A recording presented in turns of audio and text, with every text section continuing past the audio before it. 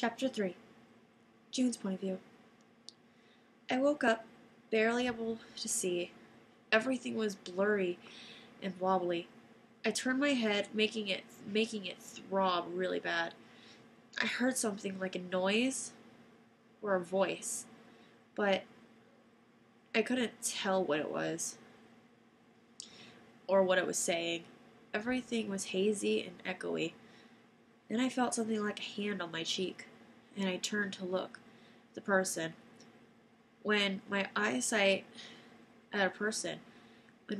focused enough for me to tell who it was, Jeff's point of view.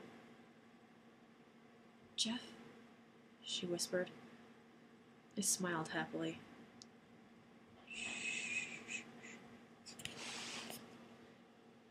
Just go back to sleep. She nodded, and her eyes slowly closed. Her breathing slowed, and she was asleep. I sighed. I can't believe I'm doing this. I leaned forward and gently kissed her on the cheek. She twitched, but didn't wake up. You love her, don't you? Sasha's whisper jerked me away from June's face. She was standing in the doorway. She had an understanding look on her face. I quickly sat up, trying not to blush. After the fight, we had taken June to Sasha and Shaiming's house where they lived at.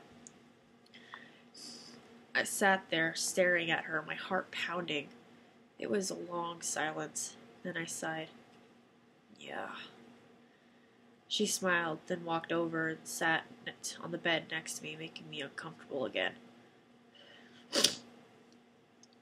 But I think she shared my feelings.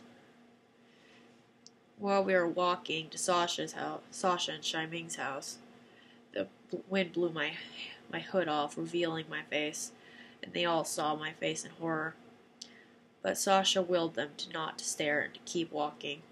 I was grateful for that, but it obviously scared her. She took a long breath and said, I'm not going to ask what happened. She paused for a second. All I'm going to say is take care of June. Please. I sat there in shock and said, she probably doesn't even like me that way. I looked at June. You never know until you try and find out for yourself, she said, getting up and walking out. Let's let her rest. Disappointed, I looked at June's face one more time, got up, and walked out of the room. I'm going home, I said, walking to the door, put my hood up, and walked out. I heard Sasha and Eladia say bye. Walking home, I couldn't stop thinking about what Sasha said. How was I going to ask June if she loved me? A speck of white floated past my face. I looked up and noticed it was snowing. If only June could see this. I walked into the woods. After walking for a while, I saw the silhouette of my house.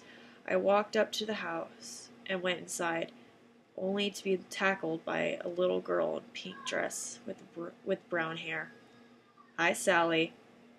Welcome home, she squealed. Where you been? Her big green eyes unblinking as she stared at me. I stared back at her. She continued to stare at me, but without blinking. I clapped my hands in front of her face, making her blink. Dang it! She yelled. Sally, why do you even try to play that game with me? You know I'll never... Jeff, I'd like to speak with you, please.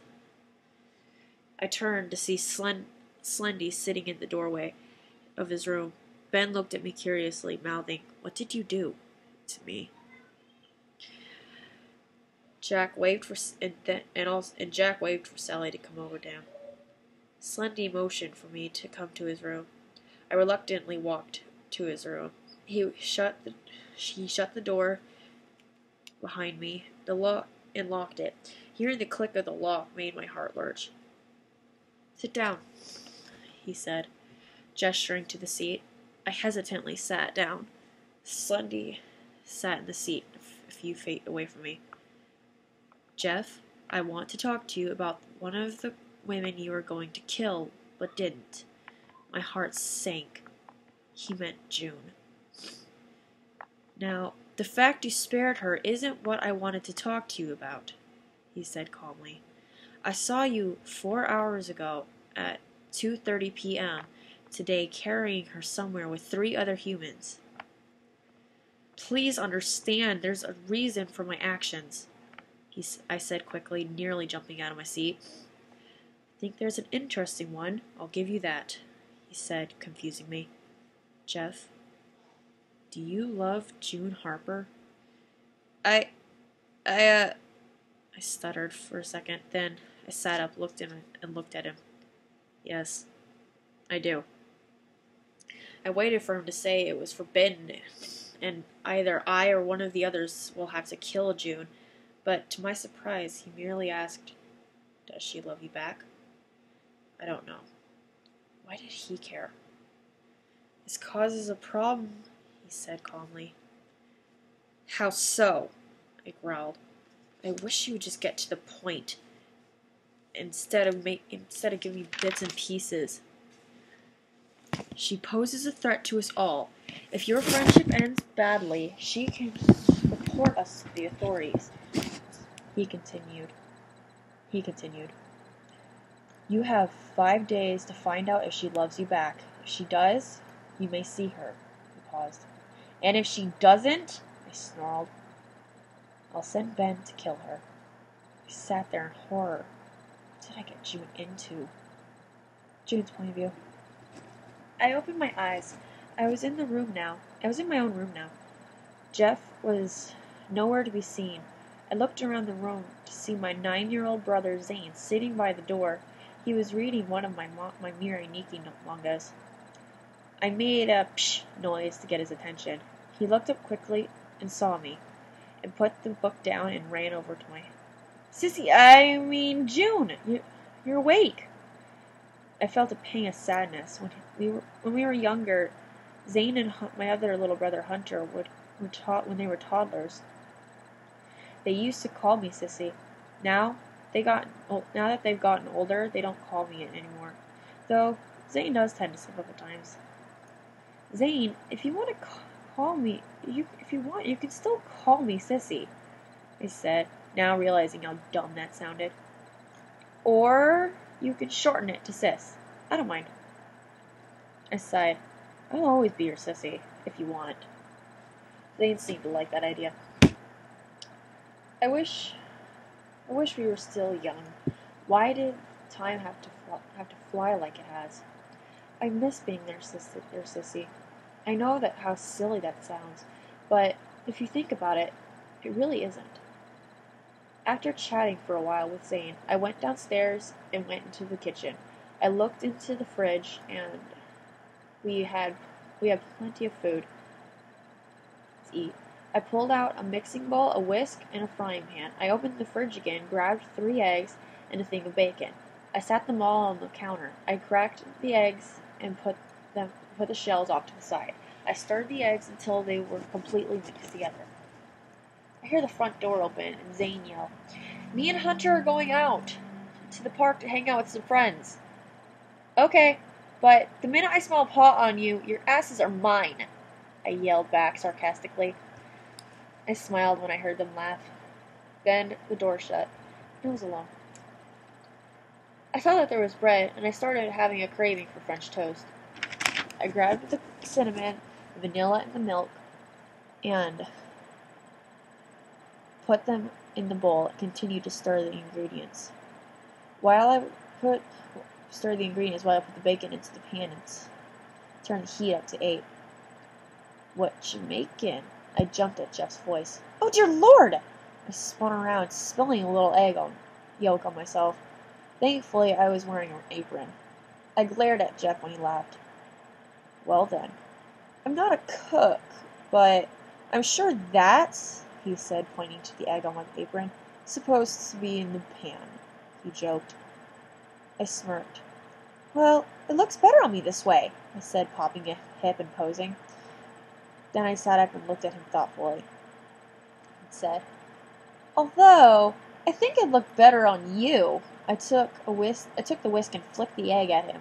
Giggling, I smeared it around his face. After a moment, I said, I love your moisturizer. Where'd you get it? I giggled and handed him a rag, and he wiped his face. Okay. So, what are you making? He asked again. It smells good. He looked more closely over my shoulder. Bacon and French toast. I smiled, turning back to the food. Would you like some? I asked sweetly.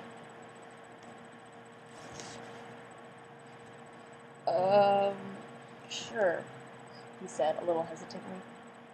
He seemed a little distracted by something. I wonder what. I put the thought to the back of my mind and looked at the food again. When the bacon was ready, I grabbed a plate and put a paper towel on the plate and put the bacon on it. Jeff snuck a piece. I whacked his hand playfully with the spatula I was using. He stuck out his tongue and bit into the bacon. I looked at him, waiting for him to tell me whether it was good or not. Jeff's point of view. I bit into the bacon and was amazed at how good it was.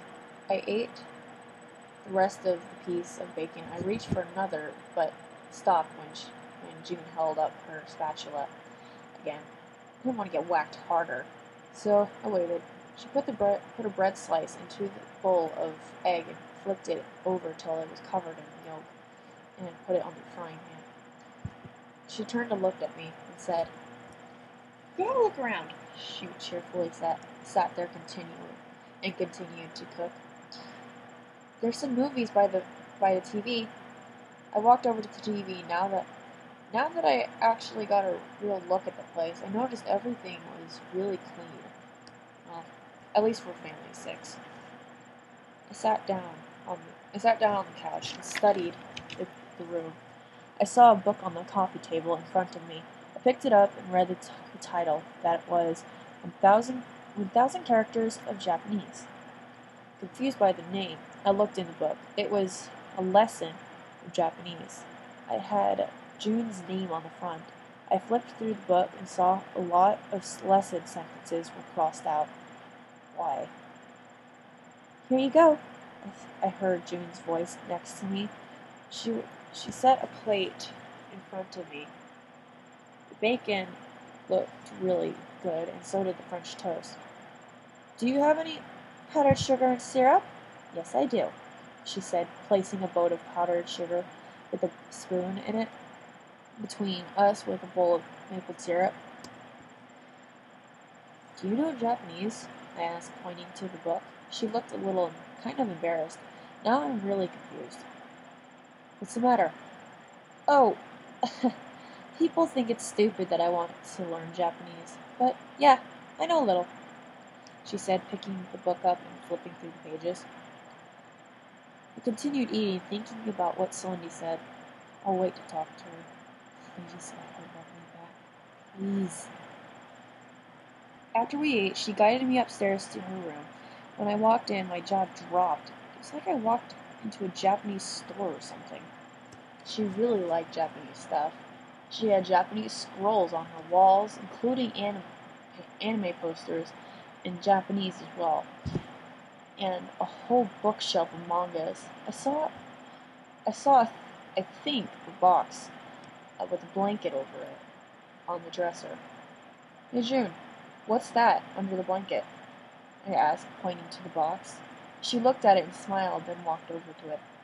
Oh, I almost forgot to take the blanket off. Thanks, Jeff, she said, taking the blanket off, revealing a tank or a terrarium of some kind. It's Boris' cage. She lifted the lid and reached into the tank, pulling something out. Hi, baby. You have a good nap? I'm guessing she was talking to whatever animal she had. I walked over, expecting to see something like a hamster or something cute and furry in her hand. Definitely not expecting the animal I saw. June's point of view. I giggled as Boris slithered up my arm. Boris was a young Burmese python. He was my pet since last year, and I got him as a newborn, so he's about a year old. I looked up to see Jeff looking a little surprised. What's wrong? I asked. Are you afraid of snakes or something?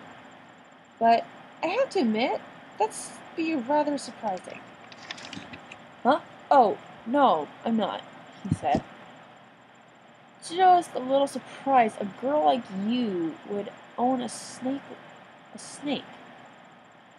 I just laughed. Jeff, if you haven't noticed, I'm not like most girls, I said. I'm friends with you, a psychopathic serial killer, I joked, even though I wish we were more than friends. I thought to myself. After a few minutes, I put Boris back into his tank and sat next to Jeff, who was now on my bed. Jeff's point of view. I knew now was the right time to ask her, but I couldn't. I was too nervous, even though I had to. June, I finally said, looking at her. She seemed lost in her own thoughts. I nudged her gently, finally getting her attention. Oh, sorry.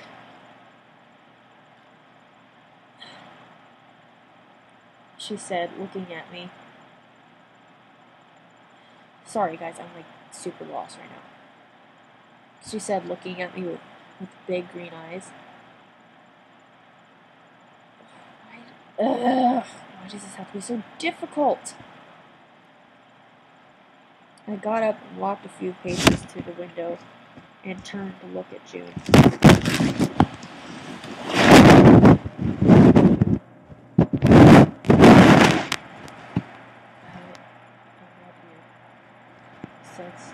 Staring at her. I stared at her for a while. After about 3 minutes, I walked to the window. I could tell that there was no point in staying there.